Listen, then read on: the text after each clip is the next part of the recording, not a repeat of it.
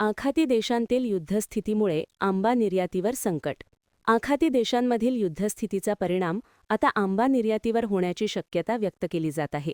त्यामुळे आंबा बागायतदार आणि व्यापाऱ्यांमध्ये चिंतेचे वातावरण निर्माण झाले आहे. युद्धस्थिती कायम राहिल्यास आंब्याच्या निर्यातीवर थेट परिणाम होऊ शकतो.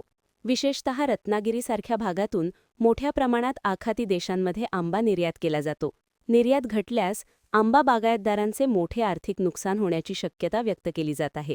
यावर्षी आंबा उत्पादनही तुलनेने कमी राहण्याची शक्यता वर्तवली जात आहे. त्यामुळे स्थानिक बाजारातही आंब्याच्या पेट्या कमी प्रमाणात उपलब्ध असतील.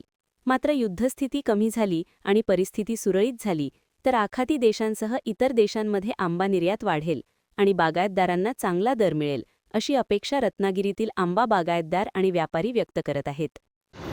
युद्धाची परिस्थिती असताना कोकणामध्ये विशेष करून आंबा पिकाला याचा फटका बसताना दिसणार आहे. काय सांगाल आंबा बागायतदार म्हणून आपली प्रतिक्रिया काय? आंबा बागायतदार म्हणून आमची प्रतिक्रिया एवढीच असेल की आखाती राष्ट्रामध्ये जो युद्धाचा भडका उडालेला आहे, किंबहुना जो युद्धाला सामोरे देश जात आहेत, तिथून दरवर्षीप्रमाणे कोकणातून हापूस आंब्याची निर्याती मोठ्या प्रमाणात आखाती राष्ट्रामध्ये व्हायची. आपला आंबा हा एक्सपोर्ट व्हायचा. पण सध्याची परिस्थिती पाहता कोकणामध्ये देवगड असेल, रत्नागिरी असेल, या दोन्ही तालुक्यात रत्नागिरी, सिंधुदुर्ग दोन्ही जिल्ह्यामध्ये आंबा हा अतिशय तुरळक प्रमाणात आल्यामुळे आमची एक अशी अपेक्षा आहे की हा आमचा आंबा भारतीय बाजारपेठेतच यावेळेला तुरळक प्रमाणात असल्यामुळे भारतीय बाजारपेठेनंच आंबा कमी पडेल.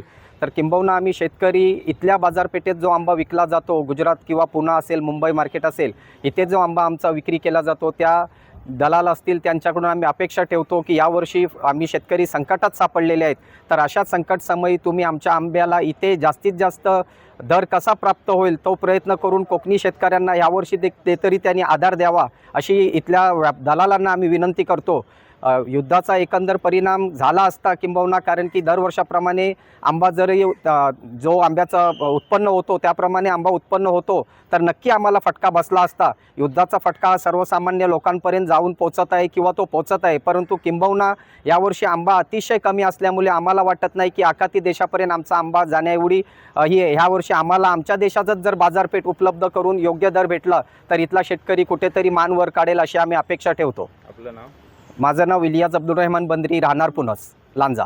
युद्धाची परिस्थिती आहे आणि कोकणातील प्रमुख पीक म्हणजे आंब्याला कुठेतरी फटका बसताना दिसतोय. आंबा बागायतदार म्हणून आपली काय प्रतिक्रिया? मी आबिद काजी, राहणार लांजा, साटवली. आजची परिस्थिती जर विचार केली, जी युद्ध परिस्थिती चालू आहे इराणमध्ये आणि इस्रायलची जी परिस्थिती चालू आहे आणि जी आखाती देशामध्ये जी परिस्थिती चालू आहे, त्याचा इफेक्ट नक्कीच आम्हाला शेतकऱ्यांना होईल. कारण का एक्सपोर्ट थांबेल. एक्सपोर्ट थांबला असला तर आम्हाला नक्कीच त्याचा फटका बसेल. परंतु जी आजची परिस्थिती आहे रत्नागिरी देवगडची, आंब्याची जी परिस्थिती ऑलरेडी आहे, जी असायला पाहिजे होती ती तशी नसून 20%च आंबा फक्त शेतकऱ्यांकडे उपलब्ध आहे. आणि तो जर दलाल आणि ह्या मार्केटमध्ये, मुंबई आणि पुण्याच्या मार्केटमध्ये किंवा गुजरातच्या मार्केटमध्ये योग्य दराने विकला गेला तर हा शेतकरी वाचेल. नाहीतर एक्सपोर्टच्या जीवावर जर राहिलो दलाल आणि आम्ही राहिलो तर आमचा खूप मोठा नुकसान होईल.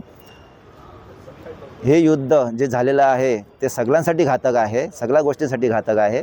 एक्सपोर्ट होणे ही काळाची गरज आहे, युद्ध थांबणे ही पण काळाची गरज आहे. युद्ध थांबला तर खूपच चांगले रेट आम्हाला मिळतील आणि ती अपेक्षा आम्ही ठेवतो आहोत.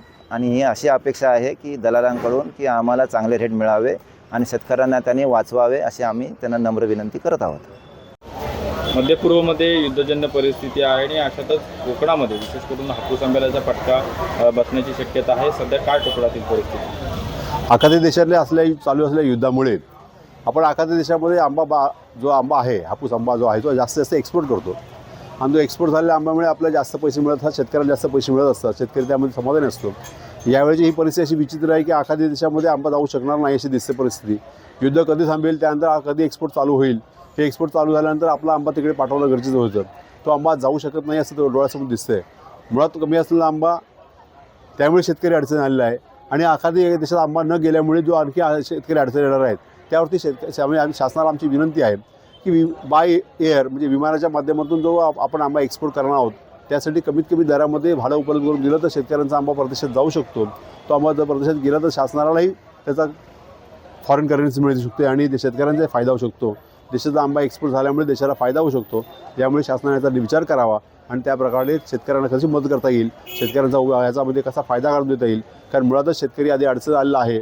असले मुळात आंबा कमी असल्यामुळे तो देशभरात विकून जास्त पैसे मिळणार नाहीत, ते एक्सपोर्ट झाले तरच पैसे जास्त मिळू शकतात. आपलं रघुनाथ राऊत.